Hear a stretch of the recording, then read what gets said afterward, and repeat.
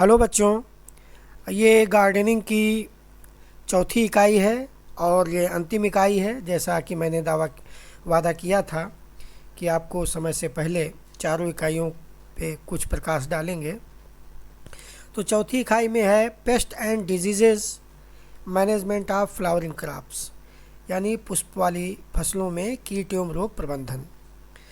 तो जैसे अन्य फसलों में कीट और बीमारियां लगती हैं, ऐसे पुष्पी पौधों में भी लगती हैं। उन्हीं के प्रबंधन की बात इसमें की गई है।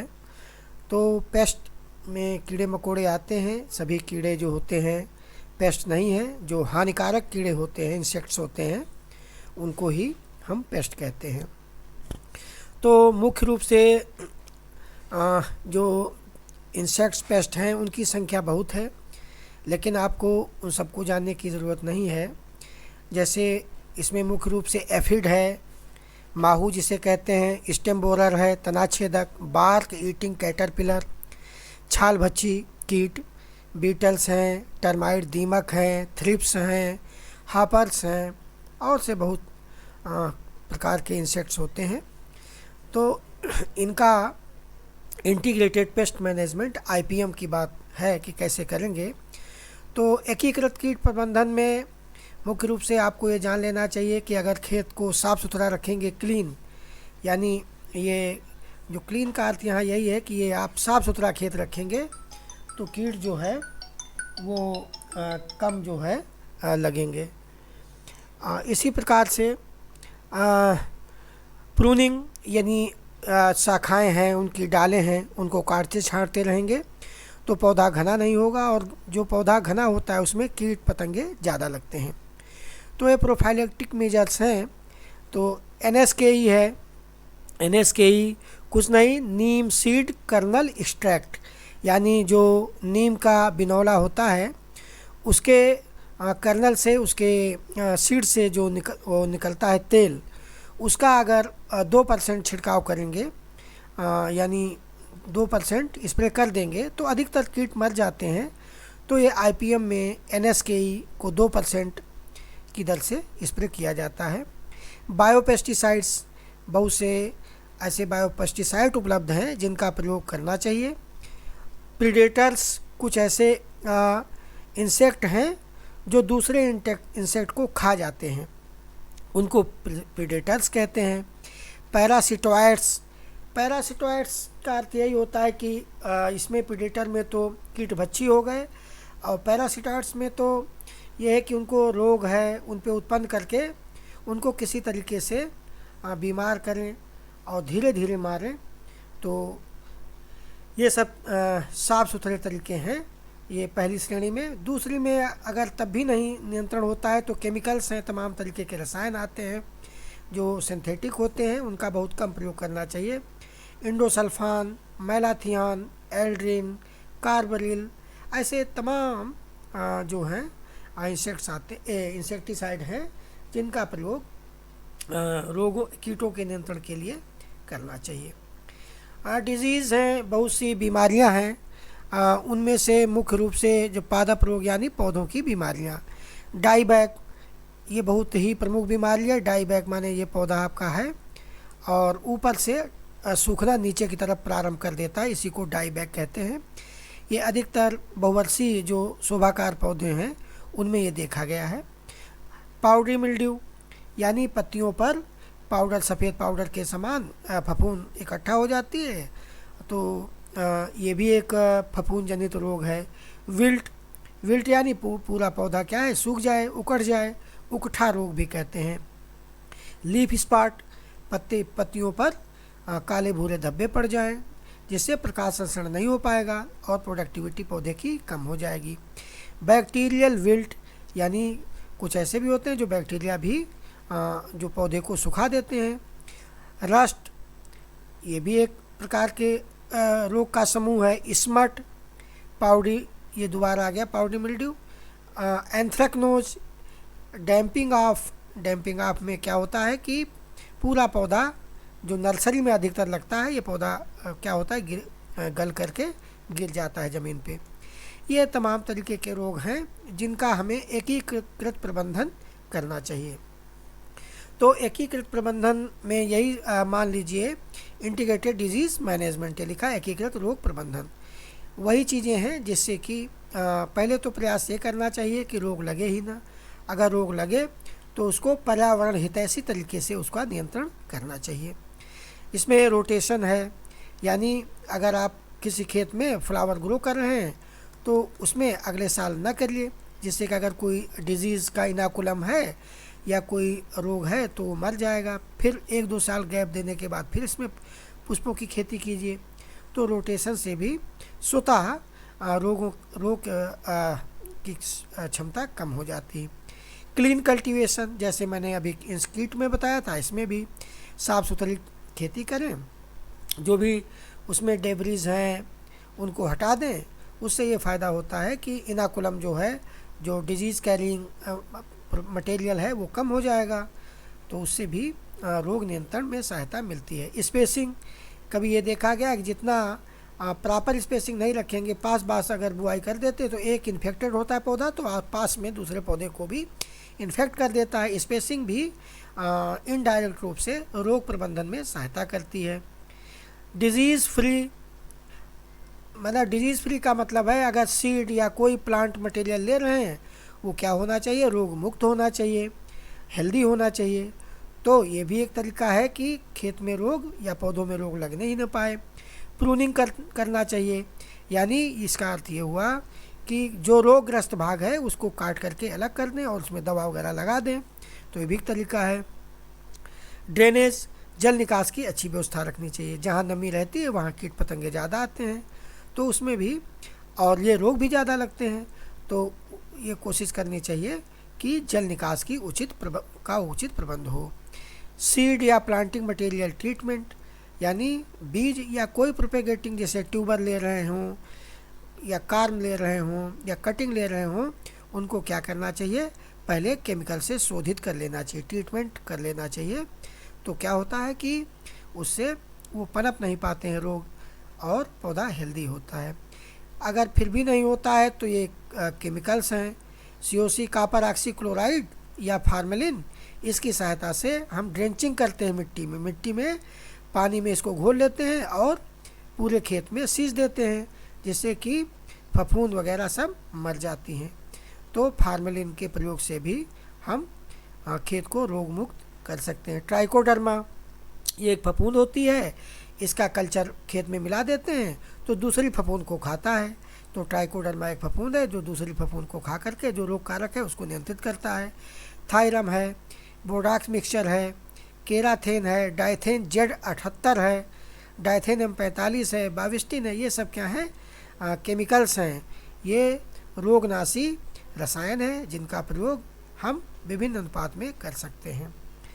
तो अब अगला आपके जो हेडिंग थी वो तुड़ाई उपरांत पुष्प वाली फसलों का प्रबंधन, post harvest management of flower crops, यानी जब आप तोड़ लेते हैं तो उसके बाद में कैसे उनकी प्रबंधन करेंगे कि न्यूनतम क्षति हो, इसका उद्देश्य यही होता है।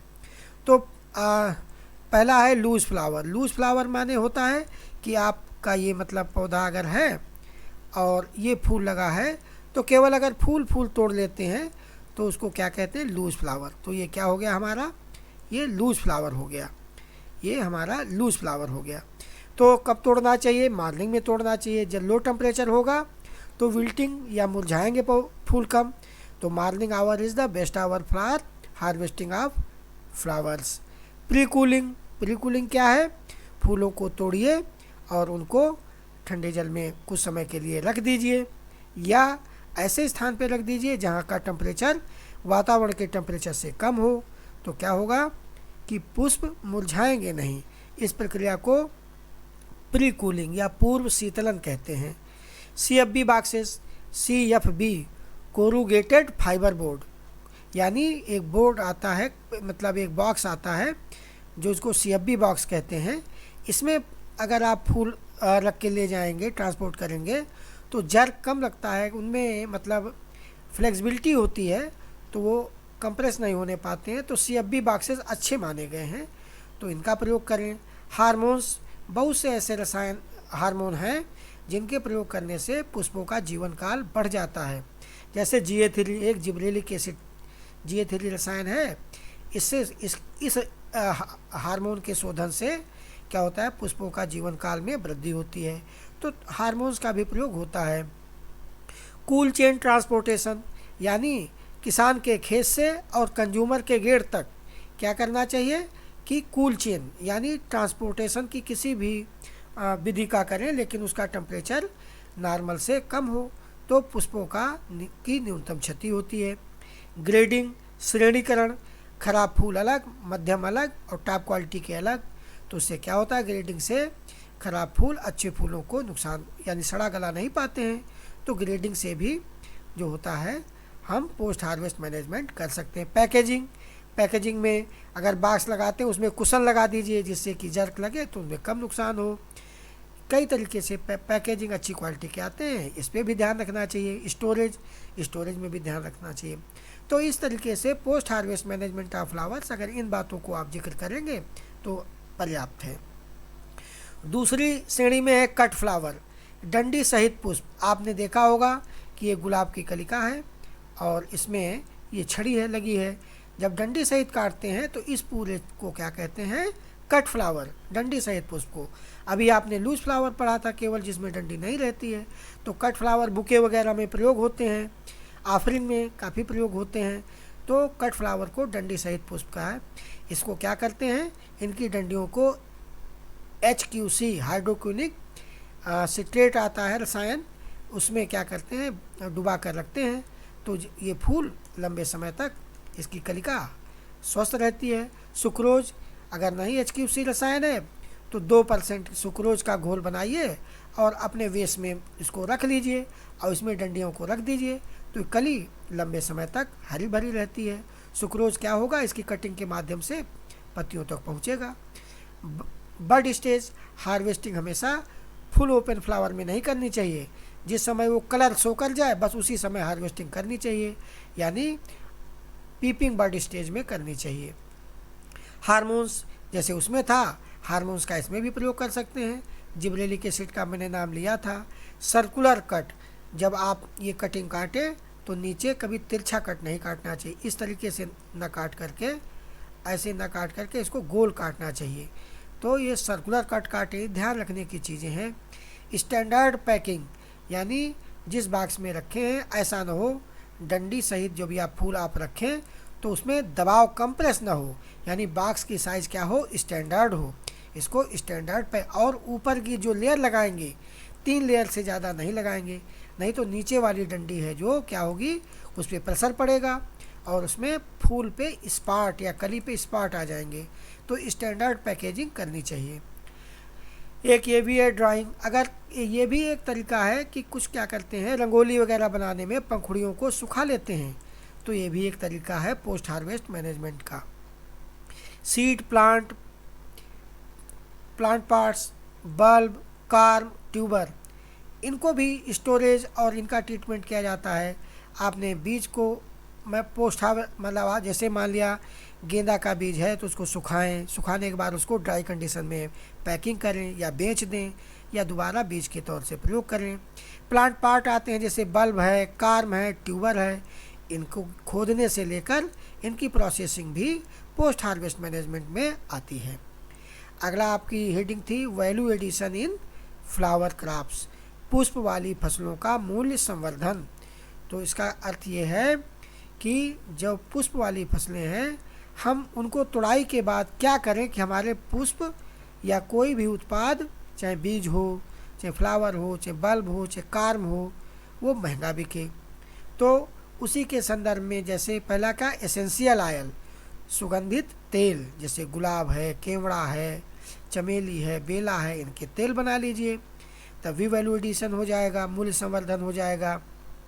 सेंट आती हैं, गुलकंद है, गुलाब की पंखुड़ियों से गुलकंद मिठाई एक बनती है।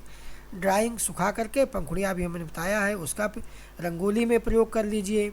आइकेबाना क्या है, अरेंजमेंट ऑफ फ्लावर।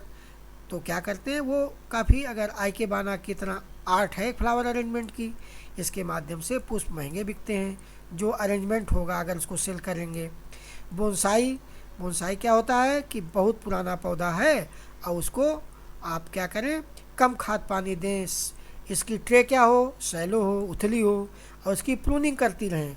तो ये क्या होगा, 10-12-15 साल होने के बाद भी बौना पौधा रह जाता है। तो ऐसी संरचना को बोनसाई करते हैं। गूगल पे आप डाल के देख लीजिए, बोनसाई के चित्र आ जाएंगे, आपको आइडिया लग जाएगा। तो इस ऐसे पौधों को पैदा करके हम महंगा बेच सकते हैं। टॉपियरी, टॉपियरी क्या है, एक फ्रेम बना लीजिए, और फ्रेम जो है चाहे डॉग का है, चाहे एलिफेंट का है, चाहे किसी का बना, चिड़िया का है, तो और उसी में क्या करिए, काट छाँट के, और वो ऐसा लगे कि एकदम ये पशु है, लेकिन वो रहेगा क्या, पौधा उस पर ट्रेनिंग की हुई रहेगी। तो टापियरी को भी बेच सकते हैं। बटन होल, नेहरू चाचा क्या करते थे, अपने कोट में, कोट की जेब में क्या करते थे, गुलाब लगाते थे, तो उसको बटन होल कहते हैं। ऐसे बेच सकते हैं बटन होल। गजरा, महिलाएं वेणी अपनी जो बालों के पीछे चोटी होती है उसमें गूंथती हैं। रीथ, किसी के निधन के बाद गोल संरचना में जिसको हम बना लेते हैं और उसको ऑफर करते हैं, क्या नाम उस पर, डेड बॉडी पे, उसको रीथ कहते हैं। गारलैंड, माला, तमाम तरीके माला शादी ब्याह में प्रयोग होते हैं। बाथ, आप पंखुड़ियों को बाथ टब में प्रयोग कर सकते हैं। तो ये सब चीज़ डेकोरेशन, शादी ब्याह, फूल मरने, जन्म से लेके मरने तक प्रयोग होते हैं। तो डेकोरेशन है, बुके है, वैलेंटाइन डे पे स्पेशल फ्लावर आप ऑफर कर सकते हैं, महंगे बिकेंगे। मैरिज सीजन है, फेस्टिवल्स हैं तमाम। तो इन चीज़ों को ध्यान में रखकर हम वैल्यू एडिशन कर सकते हैं, पुष्प वाली फसलों का मूल्य संवर्धन कर सकते हैं। उद्देश्य यही है कि हम ऐसा क्या करें कि हमारा नॉर्मल जो उत्पाद है वो महंगे से महंगा बिके, इसी को हम मूल्य संवर्धन कहते हैं। तो हमें लगता है आप लिख ले जाएंगे। अब हमने कुछ, यहीं तक आपका कोर्स समाप्त हो गया है। कुछ हमने ट्री, बार बार कुछ इम्पॉर्टेंट वृक्ष हैं, जैसे सीताशोक, पीपल, बनियान, नागकेसर, अमलतास, केसिया उसका साइंटिफिक नेम है, कदम, स्वर्णचंपा, पलास, कचनार, करंज, हरसिंगार, अकेसिया, सतपणी, ढाक, बॉटल ब्रश, कैजुलिना जिसे जोड़ तोड़ भी कहते हैं, गुलमोहर, मोलसरी, ये क्या है, सभी शोभाकार वृक्षों के उदाहरण हैं। तो 2-4 आप याद रखिए, याद भी होंगे, लिख सकते हैं।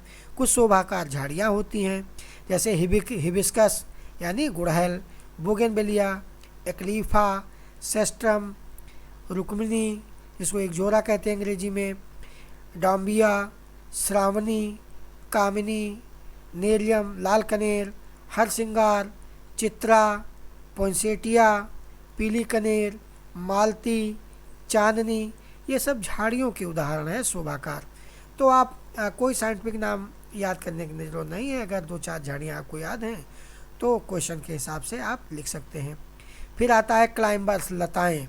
लताएँ में पैसिफ्लोरा है, क्लाइटोरिया है, माधवी लता है, क्लेरोडेंड्रॉन है, जैस्मिन है, रंगून की क्रीपर है जिसको झूमक बेल भी कहते हैं।